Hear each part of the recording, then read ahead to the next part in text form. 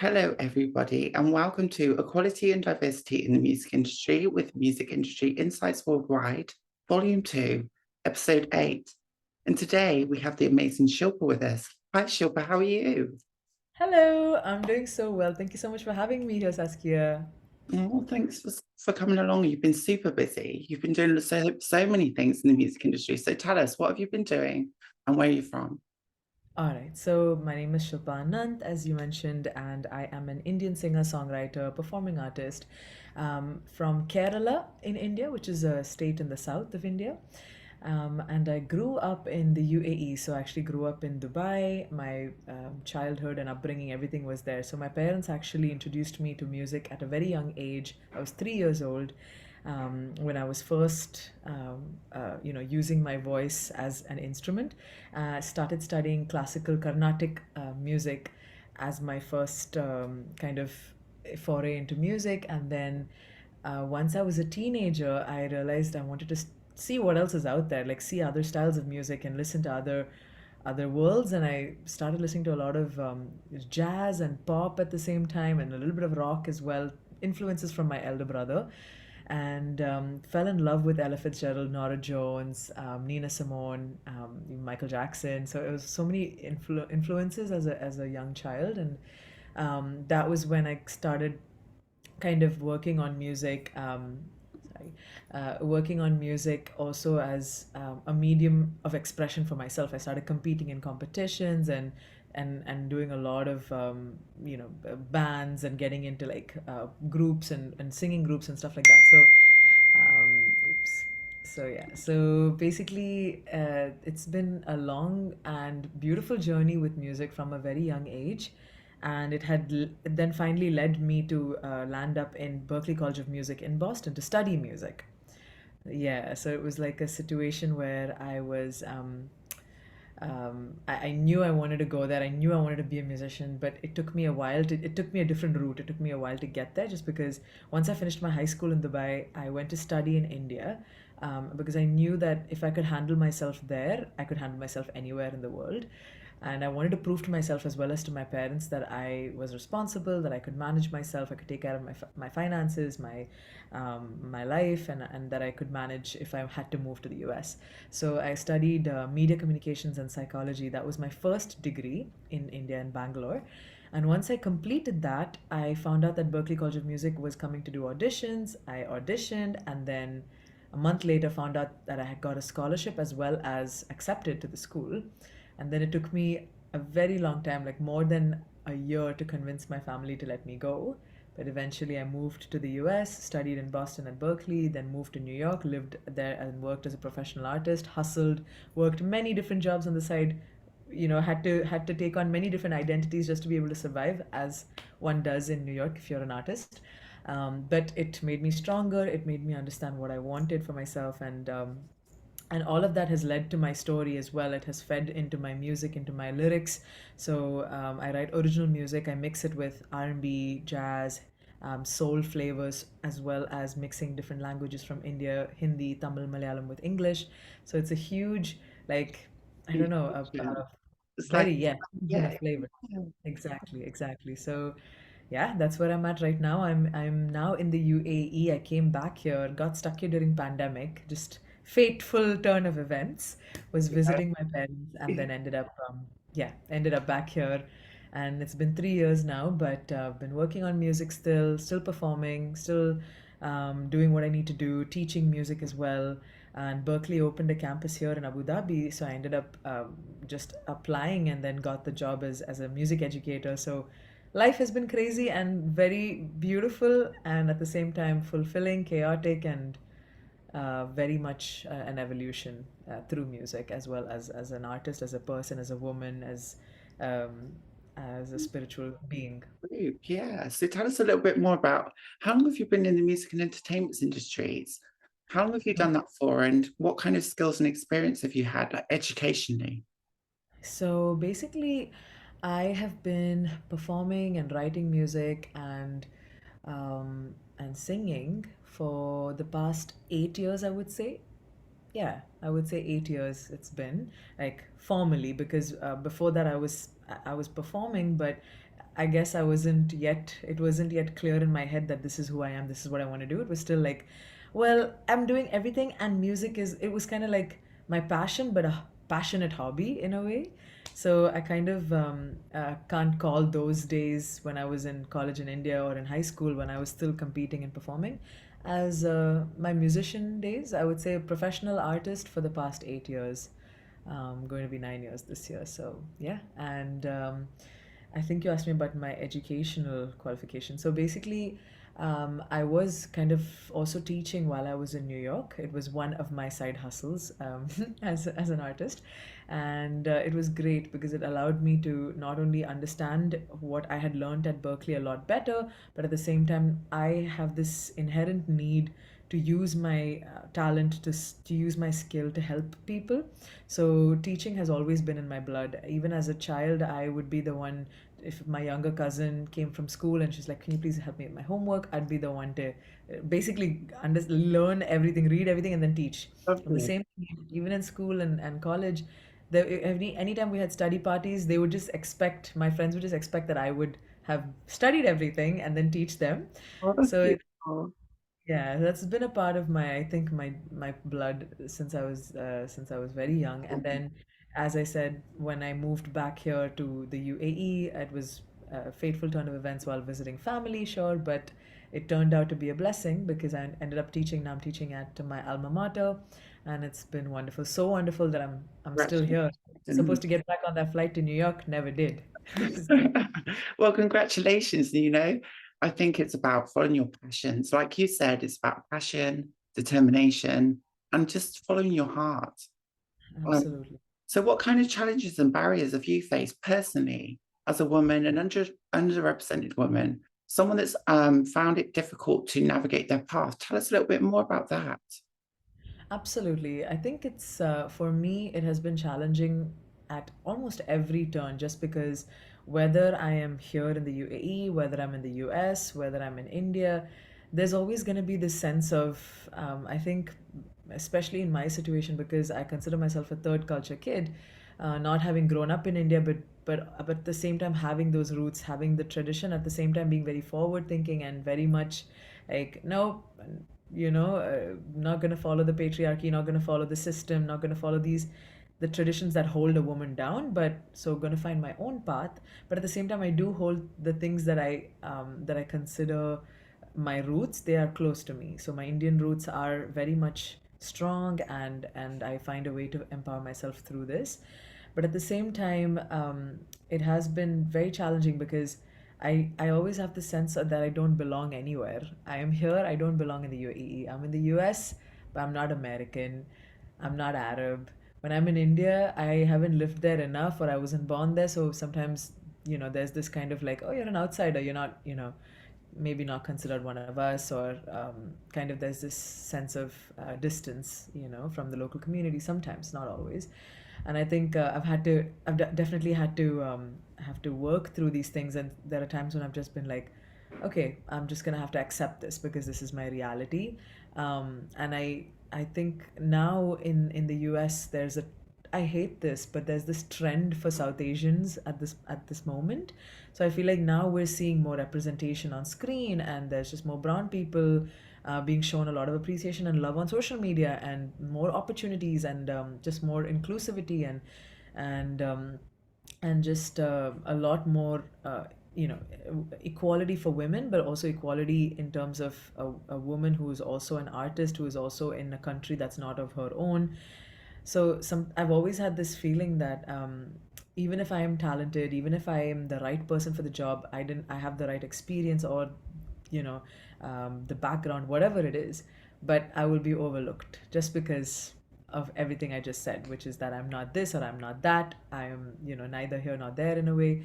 So that has always, I accepted it for a long time, but now as I'm getting older, I'm fighting, pushing back a lot more, and trying to, look at opportunities, but not wait for the opportunity, create my own opportunities so that I'm not waiting for someone to, like, waiting to win something, but more like I win by creating it for myself. Totally agree with you on that. I think, and thank you for sharing that as well. That was such an amazing point that you shared with everybody. I think it's about understanding yourself, what you've got Yeah. to give. If someone's not going to give you an opportunity and you don't quite understand yourself or others around you don't understand you, create your True. own lane and people will find you. Because I think that's what I've had to do as well. And that's Yes. something that's really touched my heart today, just from listening to what you've been through, where you're from, and the kind Yeah. of identities and countries and cultures that you Yeah. take on board and you learn from, you absorb them. And sometimes you get a little bit lost on it's not about who you are, where you're from. It's about Yeah. your heart and your soul. And I think if you're in a universal person, I think it's about appealing to as many people as you can that Absolutely. resonate with you and your soul and your spirit. And that's really special. And Yeah. that's one of the first times I've heard someone say that actually. You know, so Wow. thank you so much.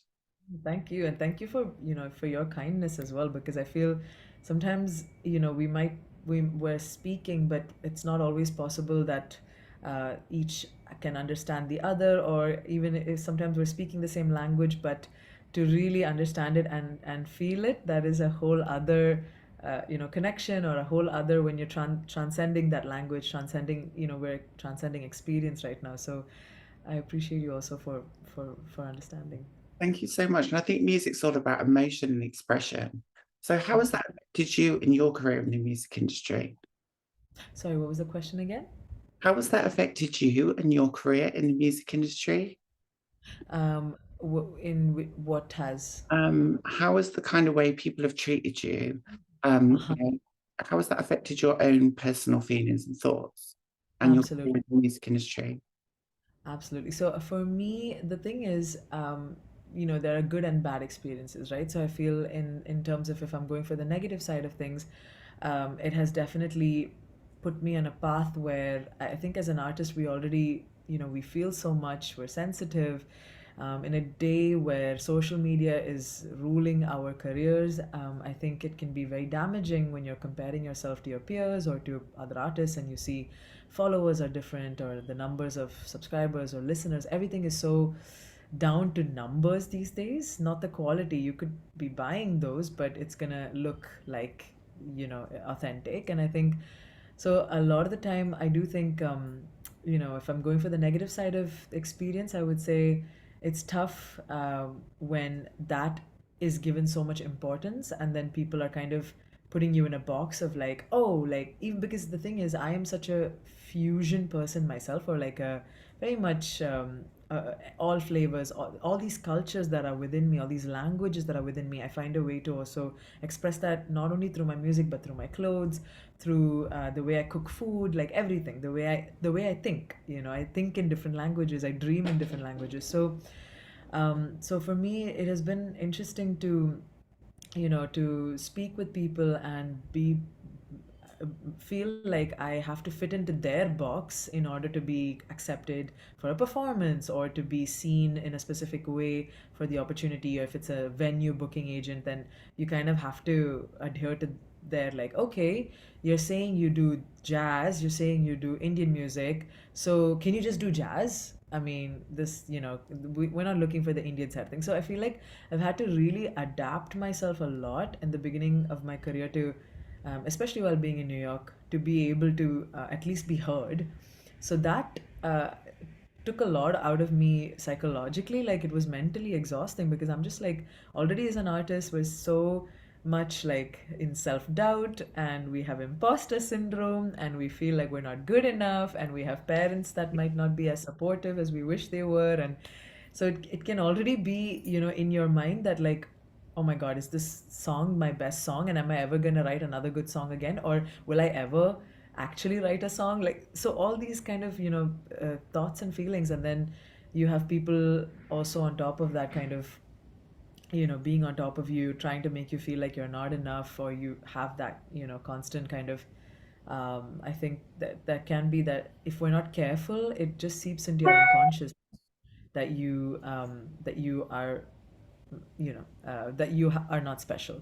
So I think that has definitely affected me, and still continues to affect me, because I'm human after all. And as much as I've worked on myself and my artistry and my mind, I think that, eh, it's not possible to escape from it when we're in this day and age of being so interconnected yet so disconnected.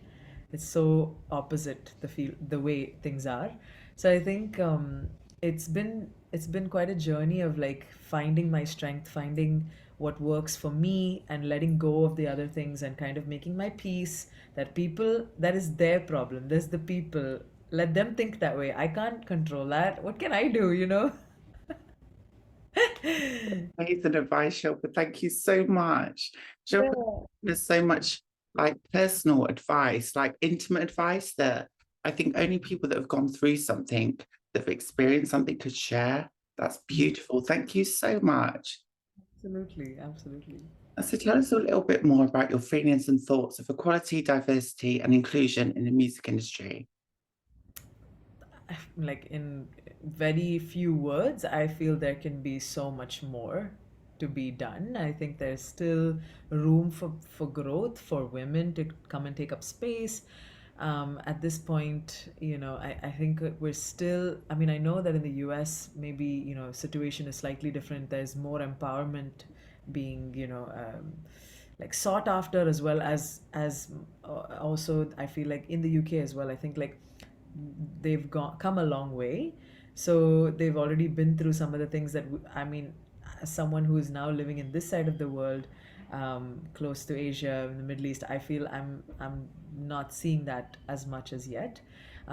So a lot of catching up to do, and I hope that within the next few years, I would say within the next, I want to say that within the next 5 to 7 years, I hope to see more women just in the forefront, given better opportunities, able to take on roles or leading positions that are considered male dominant at the moment. And, um, I don't understand where that even comes from, that, but it's such a stereotype when they see a woman behind a mixing board or sound station or anywhere, where there's this automatic assumption I see from people that, oh, like, oh, the sound's not going to be that great, or you know what, like, I think we want to, so I think it's like so ingrained that I would like to see that mentality change. I want to see, um, I just want to see more women winning, as well as not doubting ourselves. Because I think sometimes it's not even, it's just the fact that we're, there's a lack of self confidence, or maybe there's this lack of space to also grow and feel confident enough in our skills. But men, I feel sometimes that even if they're not, maybe not qualified or not good at it, they'll just go for it. You know what I mean? So, and then they just learn on the job. And I think like more women, I want us to just feel more empowered to just take the position and then get the experience. We don't have to know everything. We don't have to be perfect. Yeah, We yeah. can just, this is a journey of not only breaking those ceilings for ourselves, but every time I see something broken that way and I see the woman before me, it makes me feel hope. It makes me feel inspired that it's Yeah. possible for me, Yes.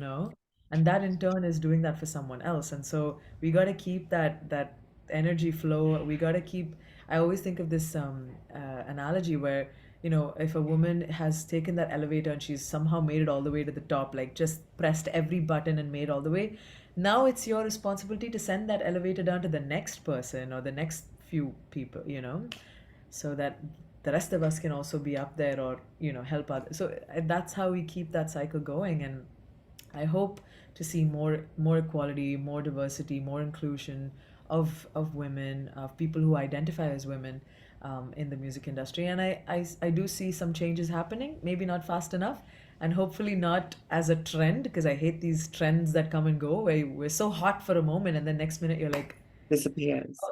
Yeah, exactly, it's I something want to do else. that. No. Exactly.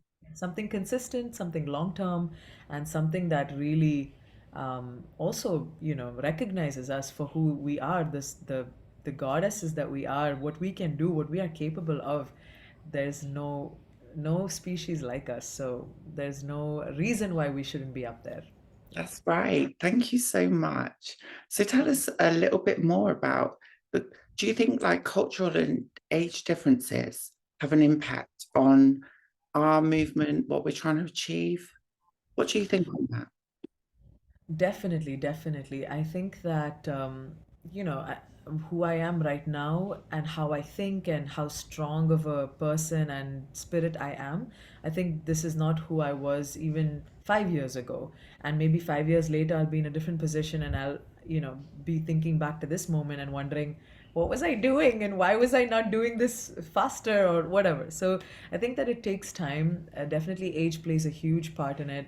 Sometimes, it helps if you have a mentor, but I think, especially as someone who, as an artist, if you're coming from a background where nobody in your family does this, it's not like I can just go to my uncle or my aunt or my dad or my mom or my brother and be like, because nobody is a musician, a professional musician in my family, and it's all doctors and engineers and lawyers and bankers, and so the issue is that it helps to have people to kind of guide you, but if you don't have that, it just means it'll take longer, and that's why there are certain places or things or just situations that I wish I had learned about earlier or hadn't had to go through in order to get to the other side. But I think even though it takes more time, I'd rather not take any shortcuts. I'd rather do it the right way, go through that struggle, and then earn my spot.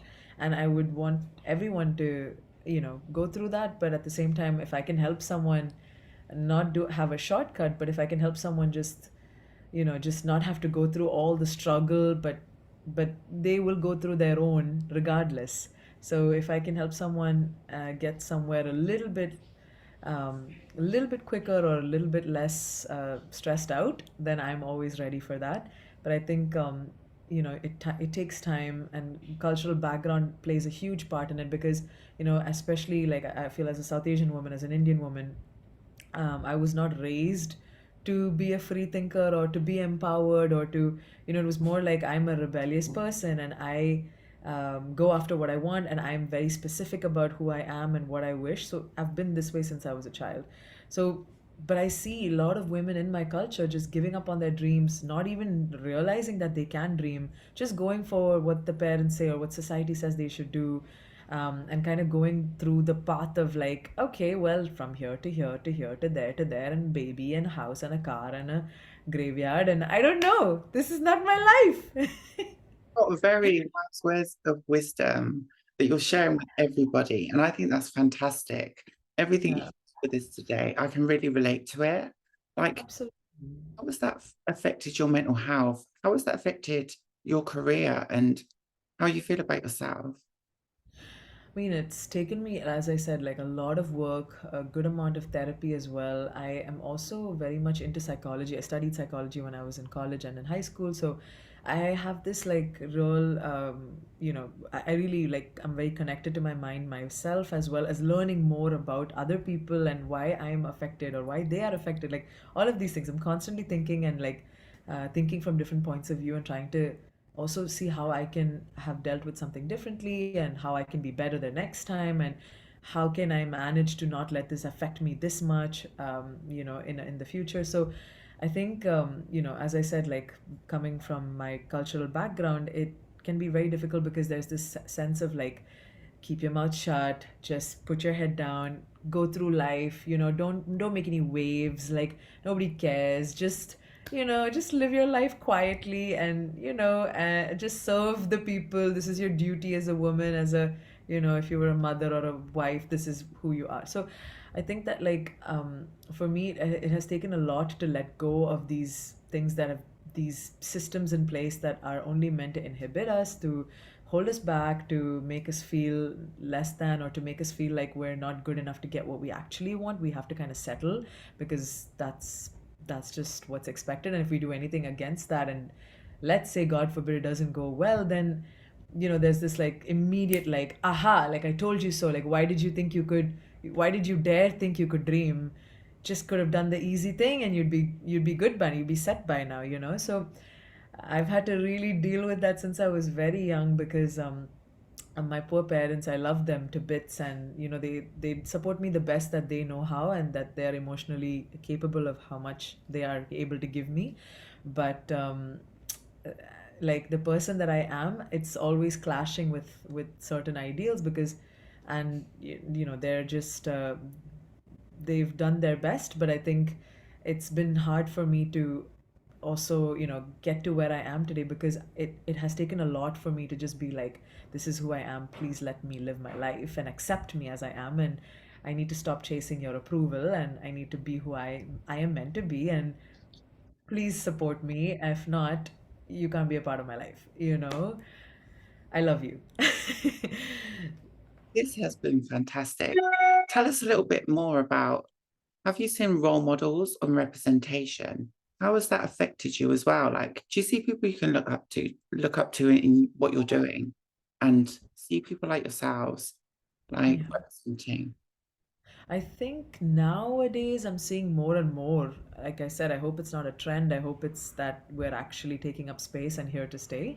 So I'm seeing more and more brown girls, brown artists, or just in the forefront, really leading projects, or being able to like create and also still be able to manage, multitask, and do everything else. Not that like we have to choose one or the other. So I am seeing so much more, and I am influenced far more than I was as a child. I think as a child, I was seeing, I think I was seeing more male role models and trying to see, okay, well, if they're in a position of power, like trying to see their characteristics, their traits, what led them to that point, and being influenced by that, if it was from my culture, because I didn't see too many women really doing what I was doing, or kind of leading anything in a way that made me feel like, okay, that's who I want to be, and that's the person I like want to strive to become or something. So I think growing up, that was very difficult. I'm seeing more of it now, and that's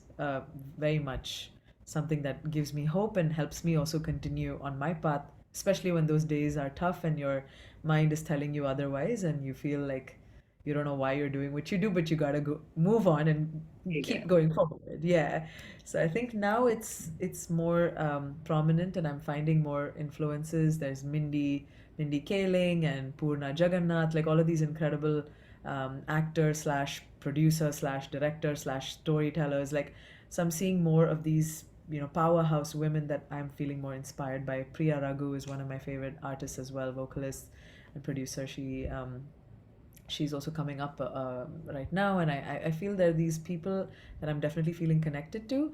But growing up, it was I was mostly seeing people from the West, so I was like, oh, like how did Ella Fitzgerald, if she can sing like that, and like we know the adversity that Black people face on a daily basis, and so I um, more than my own experience, I felt that experience sometimes, and I was like, well, they've gone through this much, and if they are able to still continue making music or being, their highest, most powerful selves, then why not me? Like, so I think from a young age, even though the influences were less, it was a very strong sense of self and sense of that I'm meant for something greater. I think that influenced me more than actual people, because there were not that many to really be inspired by at the time.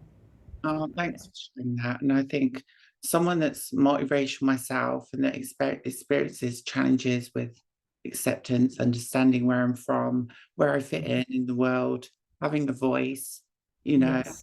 I'm Mhm. also suffering from dyslexia and mental health problems as well, PTSD. I Oh think my all God. the things you've shared as well, have been super important. And that's part of the music industry, isn't it? I think we've all had some struggles or some issues, and it's all Absolutely. about community and finding a purpose. How has that helped you in how you feel?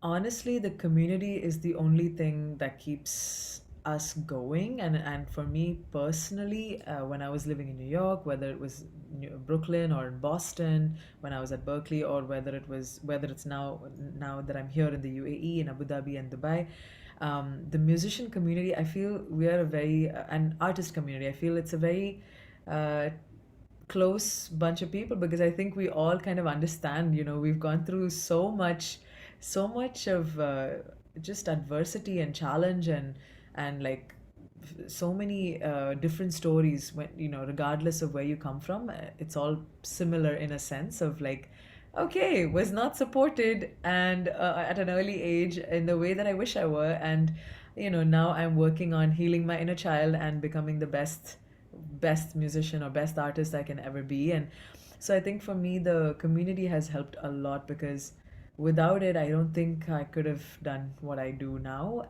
in the way that I do it. Because these struggles that we face, they're not easy to really like to understand and to also be able to just communicate to any random person. Like it, yeah, it has to be someone who has gone through something similar so that they can actually have space for you and you can have space for them when they share their problems or their whatever insecurity, shortcoming, doubts with you.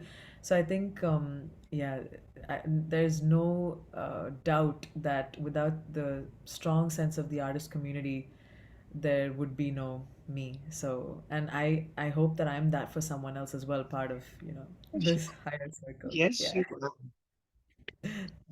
Oh, thank you so much, Shilpa. This interview has been so inspirational, amazing, and I've even learned so much just from listening to you. Feel kind of sorry, my emails keep going. I feel kind of like a bit because I resonate so much with your story and what you've had to say.